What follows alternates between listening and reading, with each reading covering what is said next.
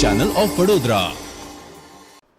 પંચમહાલ જિલ્લામાં વધુને વધુ મતદાન થાય તે માટે ચૂંટણી અધિકારીઓ દ્વારા મતદાન જાગૃતિ અભિયાન ચલાવવામાં આવી રહ્યું છે।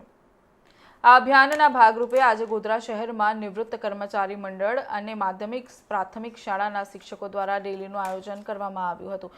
ગોધરા શિક્ષણ અધિકારી કચેરીથી પ્રસ્થાન કરવામાં આવ્યું હતું। ત્યારબાદ રેલી શહેરના વિવિધ વિસ્તારોમાં ફરીને મતદારોમાં મતદાન જાગૃતિ લાવવાનો પ્રયાસ કરવામાં આવ્યો હતો। આ રેલીમાં 300થી વધુ શિક્ષકો અને નિવૃત્ત કર્મચારીઓ બેનર સાથે જોડાયા હતા।